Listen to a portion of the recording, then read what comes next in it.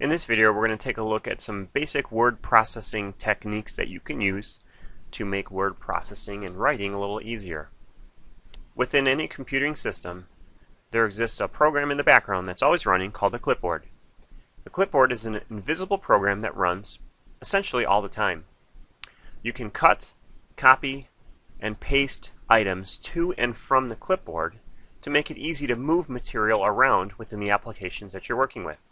For example, in this case, we have a work cited that we'd like to get from this particular web page back into our document. We'll use a clipboard to accomplish this task.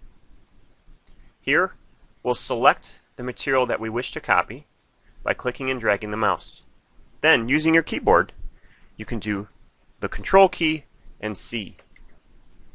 This will copy the selected text to the clipboard. Remember, this is an invisible process, so you won't see the computer do anything. At that point, once it's copied to the clipboard, we can move back to our document and place the cursor where we would like to inject this copied material.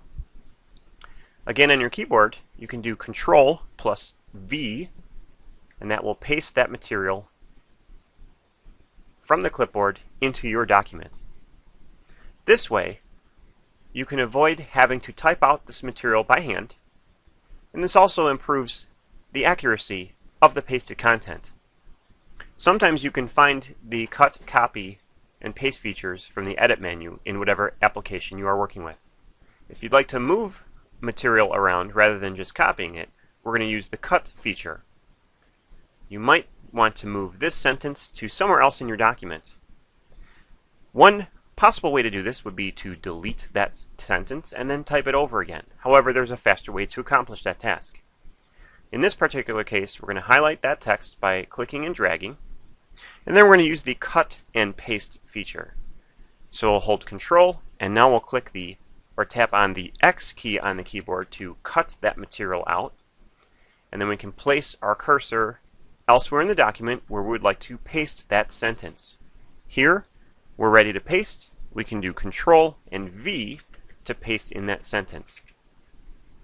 Now we have effectively moved the sentence from the last of the paragraph back to the beginning. Finally, one other option that you can do within any word processing document is do some spell checks.